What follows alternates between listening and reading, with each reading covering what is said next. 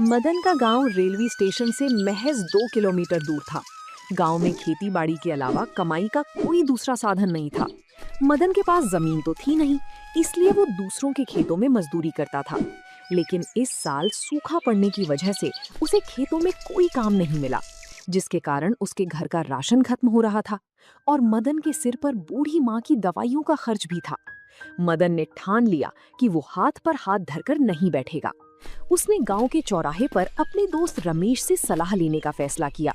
मदन के चेहरे पर चिंता की लकीरें साफ दिख रही थीं। रमेश भाई, अब तो पानी सिर से ऊपर जा रहा है, खेतों में काम है नहीं और घर में जो थोड़ा बहुत अनाज था वो भी खत्म होने की कगार पर है। माँ की तबीयत अलग से खराब रहती है, समझ नहीं आ रहा क्या करूं। बात तो तुम्हारी सच है मदन, इस बार पूरे गांव का यही हाल है। पर हिम्मत हारने से तो पेट नहीं भरेगा ना, कुछ तो अलग सोचना ही पड़ेगा। मैंने सोचा है शहर जाकर मजदूरी करने से अच्छा है कि अपने रेलवे स्टेशन के पास ही कोई छोटा मोटा खाने पीने का ठेला लगा लूं। वहां पैसेंजर ट्रेनों का आना जाना लगा रहता है, लोग भूखे प्यासे उतरते हैं, कुछ ना कुछ तो बिकेगा ही। ठेला? पर बेचोगे क्या? वहाँ चाय और समोसे की तो पहले से ही 3 दुकानें हैं, उनसे मुकाबला कैसे करोगे? मैं समोसा नहीं बेचूंगा रमेश। मैंने पिछले महीने शहर में देखा था, वहां लोग मैक्रोनी बहुत चाव से खाते हैं। अपने यहाँ रेलवे स्टेशन पर कोई मैक्रोनी नहीं बेचता। अगर मैं सस्ते दाम में गरम और मसालेदार मैक्रोनी बनाऊं तो लोग जरूर खाएंगे। बस डर इस बात का है कि शुरुआत के लिए थोड़े पैसों की जरूरत पड़ेगी। अगर इरादा पक्का है मदन, तो पैसों की फिक्र मत कर। मेरे पास जो थोड़ी बहुत बचत है वो मैं तुझे देता हूँ। तू सामान ला और कल से ही काम शुरू कर। मुझे तुझ पर पूरा भरोसा है। दोस्त का साथ पाकर मदन की आंखों में चमक आ गई। उसने उसी शाम रमेश से कुछ पैसे उधार लिए और पास के बाजार जाकर मैकरोनी, मसाले, एक छोटा चूल्हा और कुछ बर्तन खरीद लाया। रात भर मदन और उसकी माँ ने मिलकर मैकरोनी उबालने और मसाले तैयार करने की तैयारी की। मदन के दिल में डर तो था, लेकिन अपनी माँ को एक अच्छी जिंदगी देने की उम्मीद उस डर से कहीं ज्यादा बड़ी थी। सुबह की पहली किरण के साथ मदन अपनी नई दुकान लगाने के लिए स्टेशन की तरफ निकल पड़ा। मदन ने स्टेशन के बाहर पीपल के पेड़ के नीचे एक पुरानी मेज पर अपना चूल्हा और बर्तन सेट किए। मैकरोनी के मसालों की खुशबू हवा में तैरने लगी थी। तभी स्टेशन के बाहर पहले से चाय की दुकान चलाने वाला जग्गू वहां आ धमका। जग्गू को मदन का वहां दुकान लगाना बिल्कुल रास नहीं आया। अरे ओ भाई, ये यहाँ क्या तमाशा लगा रखा है? यहाँ सालों से हम लोग दुकान चला रहे हैं, ये नया तामझाम लेकर कहाँ से आ गए? चलो हटाओ यहाँ से अपनी मेज। जग्गू भाई राम राम, मैं तो बस अपनी किस्मत आजमाने आया हूँ। आप तो चाय समोसा बेचते हो, मैं तो बस मैक्रोनी बेच रहा हूँ। इससे आपकी दुकानदारी पर कोई फर्क नहीं पड़ेगा। गरीब आदमी हूँ, पेट के लिए कर रहा हूँ। मैक्रोनी? ये क्या अजीब सा खाना है? गांव के लोग ये सब नहीं खाते। 2 दिन में बोरिया बिस्तर समेटना पड़ेगा, देख लेना। और हाँ, स्टेशन के सामने कचरा मत फैलाना, नहीं तो अच्छा नहीं होगा। आप फिक्र मत करो जग्गू भाई, मैं साफ सफाई का पूरा ध्यान रखूंगा और खाना अच्छा होगा तो लोग जरूर पसंद करेंगे। जग्गू बड़बड़ाता हुआ अपनी दुकान पर वापस चला गया। ठीक 7 बजे ट्रेन स्टेशन पर रुकी और मुसाफिर बाहर निकलने लगे। लोग मदन के ठेले की तरफ देख तो रहे थे, लेकिन कोई रुक नहीं रहा था। मदन को लगने लगा कि जग्गू की बात सच न हो जाए। तभी एक मुसाफिर जो काफी थके हुए लग रहे थे, मदन के ठेले के पास आकर रुके। उन्होंने मैक्रोनी की खुशबू सूंघी और मदन से दाम पूछा। भाई ये क्या बना रहे हो? बड़ी अच्छी खुशबू आ रही है। 1 प्लेट का क्या दाम है? बाबूजी, ये मसालेदार मैक्रोनी है, गर्मा गर्म है और सिर्फ 15 रुपए प्लेट है। एक बार खाकर देखिए, थकावट दूर हो जाएगी। ठीक है, 1 प्लेट लगाओ, तीखा थोड़ा कम रखना। मदन ने फुर्ती से पत्तल पर गर्मा गर्म मैक्रोनी निकाली, ऊपर से थोड़ा हरा धनिया डाला और मुसाफिर को थमा दिया। मुसाफिर ने जैसे ही पहला निवाला मुंह में डाला, उसके चेहरे की थकान गायब हो गई। वाह भाई वाह, मजा आ गया। मैंने शहर में कई बार मैक्रोनी खाई है, लेकिन जो स्वाद तुम्हारे इस देसी मसाले में है वो कहीं नहीं मिला। ऊपर से ये गर्मा गर्म और इतनी सस्ती, तुमने तो मेरा सफर सफल कर दिया। बहुत बहुत धन्यवाद बाबूजी, आपकी इन बातों ने मेरी हिम्मत बढ़ा दी। बस आप जैसे भाइयों का आशीर्वाद बना रहे। ये लो 20 रुपए, 5 रुपए वापस मत करना, ये तुम्हारी कला का इनाम है। मैं हर हफ्ते इस स्टेशन से गुजरता हूँ, अब से जब भी आऊंगा तुम्हारी मैक्रोनी जरूर खाऊंगा। मुसाफिर के जाने के बाद वहाँ खड़े 2-3 और लोग मदन के ठेले के पास आ गए। उन्होंने भी मैक्रोनी का ऑर्डर दिया। मदन ने फुर्ती से सबको गर्मा गर्म मैक्रोनी परोसी। जिसने भी खाया उसने मदन के हाथ की स्वाद की तारीफ की। सुबह से दोपहर तक मदन की सारी मैक्रोनी बिक गई। जब मदन ने अपने गल्ले के पैसे गिनी तो उसकी आंखों में खुशी के आंसू आ गए। वो तुरंत अपनी दुकान समेटकर सी रमेश के पास पहुंचा। रमेश भाई, कमाल हो गया। आज पहले ही दिन सारी मैक्रोनी बिक गई। ये देखो, तुम्हारी पहली किश्त के पैसे। लोगों को इसका स्वाद बहुत पसंद आया। अरे वाह मदन, मुझे तो पहले से ही भरोसा था। पर ये पैसे अभी अपने पास रख, अभी तुझे और सामान लाना होगा। जब दुकान अच्छी चल पड़े तब आराम से लौटा देना। तुम सच में बहुत अच्छे दोस्त हो रमेश। अगर आज तुम मदद ना करते तो पता नहीं मेरा क्या होता। मदन ने उस रात बाजार जाकर अगले दिन के लिए 2 गुना सामान खरीदा। उसकी माँ भी बेटे की सफलता देखकर बहुत खुश थी। दोनों ने मिलकर रात को ही सारी तैयारी कर ली। देखते ही देखते 1 हफ्ता गुजर गया। अब मदन की दुकान पर सुबह से ही भीड़ जुटने लगी थी। जो लोग पहले जग्गू की दुकान पर समोसा खाने जाते थे, वे अब मदन की मसालेदार मैक्रोनी का इंतजार करते थे। लेकिन दूसरी तरफ जग्गू की दुकानदारी ठंडी पड़ती जा रही थी। जग्गू अपनी दुकान पर बैठा बैठा मदन को गुस्से में घूरता रहता था। एक दिन जग्गू से रहा नहीं गया और वो मदन से उलझने के इरादे से उसके ठेले पर आया। ओ मदन, तुम्हारी वजह से मेरी दुकानदारी चौपट हो रही है। तुम यहाँ आए दिन भीड़ लगाए रखते हो, जिससे मेरी दुकान का रास्ता बंद हो जाता है। अपनी दुकान यहाँ से हटाओ, नहीं तो मैं स्टेशन मास्टर से शिकायत कर दूंगा। जग्गू भाई, आप बेवजह गुस्सा कर रहे हैं। मेरी दुकान तो पेड़ के नीचे है, आपका रास्ता बिल्कुल साफ है। और रही बात ग्राहकों की, तो नसीब का लिखा कोई किसी से नहीं छीन सकता। आपकी दुकान का अपना स्वाद है, मेरी दुकान का अपना। हाँ जग्गू भाई, मदन सही कह रहा है। तुम बेकार में इससे लड़ रहे हो। मैक्रोनी का स्वाद अच्छा है, इसलिए हम यहाँ आते हैं। तुम लोग चुप रहो। मदन, मैं तुम्हें आखिरी बार चेतावनी दे रहा हूँ। यहाँ दुकान चलानी है तो कायदे में रहो। जग्गू गुस्से में पैर पटकता हुआ वापस चला गया। मदन झगड़ा नहीं चाहता था। उसने तय किया कि वो अपने काम की क्वालिटी को और बेहतर करेगा और किसी भी तरह के विवाद से दूर रहेगा। मदन की यही अच्छाई उसकी सबसे बड़ी ताकत बनने वाली थी। उसने अगले ही दिन से दुकान की साफ सफाई पर और ज्यादा ध्यान देना शुरू कर दिया, जिससे ग्राहक और आकर्षित होने लगे। तभी एक दोपहर स्टेशन पर शहर के एक बड़े व्यापारी अपनी गाड़ी से उतरे। भाई, मैंने इस पूरे इलाके में तुम्हारी मैक्रोनी की बड़ी तारीफ सुनी है। लोग कहते हैं कि स्टेशन के पास एक भाई बहुत लाजवाब मैक्रोनी बनाता है। क्या हमें भी एक प्लेट मिलेगी? आइए आइए बाबूजी, बिल्कुल मिलेगी। आप 2 मिनट रुकिए, मैं अभी आपके लिए एकदम ताजी और गर्मा गर्म मैक्रोनी तैयार करता हूँ।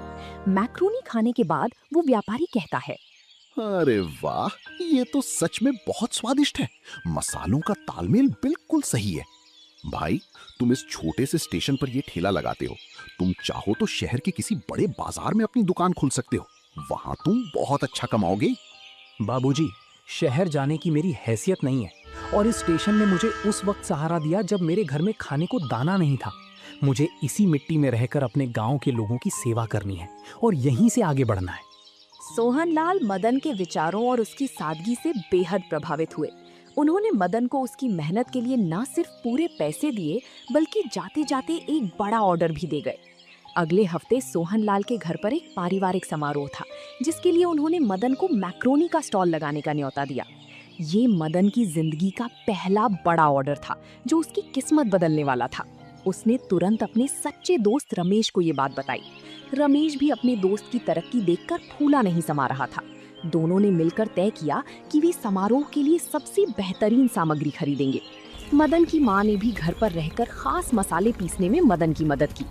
लेकिन जहाँ एक तरफ मदन के घर में खुशी का माहौल था, वहीं जग्गू की दुकान पर सन्नाटा पसरा था। जब जग्गू को इस बड़े ऑर्डर का पता चला तो उसकी जलन दुश्मनी में बदलने लगी। ये कल का आया मदन आज इतना बड़ा आदमी बनने चला है। शहर के बड़े बाबू इसे ऑर्डर दे रहे हैं। अगर ये ऐसे ही बढ़ता रहा तो मेरी चाय समोसे की दुकान तो हमेशा के लिए बंद हो जाएगी। मुझे कुछ ऐसा करना होगा जिससे मदन का ये ऑर्डर उसके हाथ से निकल जाए और साथ ही उसकी बदनामी भी हो। जग्गू ने मदन को नुकसान पहुंचाने की एक साजिश रची। जग्गू रात के अंधेरे में मदन के सामान रखने वाली ठिकाने की तरफ बढ़ने लगा। मदन ने अगले दिन के बड़े ऑर्डर के लिए सारा सामान, उबली हुई मैक्रोनी और अपने खास मसाले स्टेशन के पास बनी एक छोटी सी गोदाम में सुरक्षित रख दिए थे। जग्गू चुपके से अंधेरे का फायदा उठाकर उस गोदाम की तरफ बढ़ा। उसके हाथ में मिर्च के पाउडर का एक बड़ा पैकेट था जिसे वो मदन के मसालों में मिलाने आया था ताकि खाना इतना तीखा हो जाए कि कोई खा ना सके। वो मदन के सामान की तरफ बढ़ा, लेकिन वो ये नहीं जानता था कि रमेश उस रात वहीं पास में सो रहा था। जग्गू, तुम यहाँ आधी रात को क्या कर रहे हो? और तुम्हारे हाथ में ये क्या है?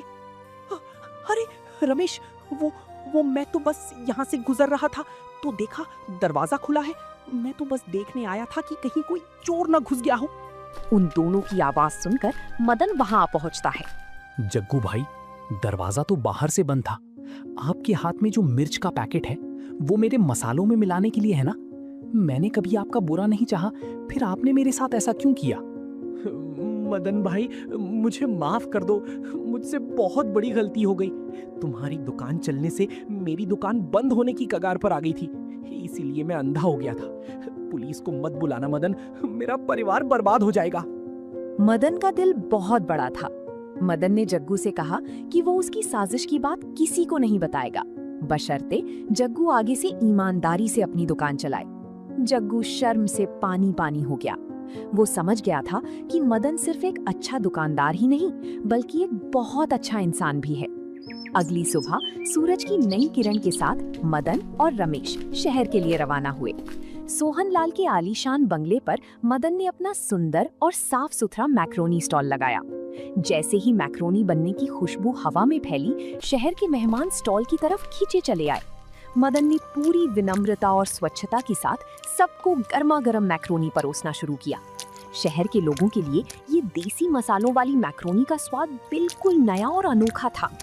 सोहनलाल जी, आपने इस बार खाने का सबसे बेहतरीन इंतजाम किया है। ये मैक्रोनी इतनी लाजवाब है कि बड़े बड़े होटलों का खाना इसके सामने फीका लग रहा है। धन्यवाद भाई साहब। ये कमाल हमारे मदन भाई का है, जो हमारे रेलवे स्टेशन के पास दुकान लगाते हैं। इनकी ईमानदारी इनके स्वाद में झलकती है। आप सब बड़े लोग हैं। आप सबको मेरा छोटा सा प्रयास पसंद आया, यही मेरी सबसे बड़ी कमाई है। सोहनलाल जी का बहुत बहुत धन्यवाद, जिन्होंने मुझे ये मौका दिया। समारोह खत्म होते होते मदन का सारा काउंटर खाली हो चुका था। सोहनलाल जी ने मदन को तय की गई रकम से ज्यादा के पैसे दिए और उसकी ईमानदारी की सराहना की। शहर के बड़े समारोह से सफल होकर मदन जब वापस अपने गांव लौटा तो पूरे गांव में उसकी तरक्की के चर्चे थे। मदन ने सबसे पहले अपने दोस्त रमेश के सारे पैसे लौटाए, जिसके बाद मदन ने अपनी बूढ़ी माँ का अच्छा इलाज करवाया और घर के राशन की चिंता हमेशा के लिए खत्म कर दी। अब मदन पहले ही ज्यादा उत्साह के साथ रेलवे स्टेशन पर अपनी दुकान लगाने लगा, लेकिन अब माहौल बदल चुका था। जग्गू, जो कभी मदन का सबसे बड़ा दुश्मन था, अब एक बदला हुआ इंसान था। मदन भाई, उस रात जो तुमने मेरे साथ भलाई की, उसने मेरी आंखें खोल दी। अगर तुम्हारी जगह कोई और होता तो मुझे जेल भिजवा देता। तुमने मेरी गलती छुपाकर मुझे सुधरने का एक मौका दिया। आज से तुम मुझे अपना छोटा भाई समझो। अब हम दुश्मन नहीं, दोस्त हैं। जग्गू भाई, मैंने तो पहले ही कहा था कि नसीब का कोई किसी से नहीं छीन सकता। आपकी दुकान पर चाय पीने वाले आते हैं, मेरी दुकान पर मैक्रोनी खाने वाले। अगर हम दोनों मिलके काम करेंगे तो स्टेशन पर आने वाले किसी मुसाफिर को भूखा नहीं रहना पड़ेगा। मदन और जग्गू की ये दोस्ती देखकर स्टेशन के बाकी लोग भी हैरान और खुश थे। दोनों ने मिलकर स्टेशन के बाहर सफाई का एक अभियान शुरू किया। मदन अपनी दुकान के पास एक बड़ा डस्टबिन रखता था और ग्राहकों से कचरा उसी में डालने का अनुरोध करता था। देखते ही देखते मदन की दुकान की वजह से उस पूरे रेलवे स्टेशन की रौनक बदल गई थी। महीने गुजरते गए और मदन का काम अब एक छोटी ठेली से बढ़कर एक खूबसूरत दुकान का रूप ले चुका था। मदन ने स्टेशन के पास ही एक पक्की दुकान किराए पर ले ली थी, जिसका नाम उसने रखा मैक्रोनी कॉर्नर। उसने अपने दोस्त रमेश को भी अपनी दुकान में साझीदार बना लिया था, ताकि रमेश को भी रोजगार के लिए भटकना ना पड़े। मदन की माँ अब पूरी तरह स्वस्थ थी और अपने बेटे की इस कामयाबी पर भगवान का शुक्रिया अदा करती नहीं थकती थी। मदन ने साबित कर दिया था कि अगर नीयत साफ हो और मेहनत सच्ची तो इंसान मिट्टी से भी सोना बना सकता है। मदन भाई, आज तो शहर से भी कुछ लोग खास तुम्हारी मैक्रोनी पैक करवाने आए हैं। अपनी दुकान का नाम अब सच में बहुत बड़ा हो गया है। रमेश भाई, ये नाम मेरा नहीं, हमारे गांव के प्यार और आप जैसे दोस्तों के साथ का है। मैंने तो बस एक छोटी सी शुरुआत की थी, रास्ता तो भगवान ने खुद दिखाया है। और मदन भाई की ईमानदारी का। क्यों, सही कहा ना रमेश? आज मदन भाई की वजह से हम सब आत्मनिर्भर बने हैं और गांव का नाम भी रोशन हुआ है। तो दोस्तों, आप लोगों को ये कहानी कैसी लगी कमेंट करके जरूर बताएं और ऐसी कहानियों को देखने के लिए वीडियो को लाइक करें और चैनल को सब्सक्राइब करें।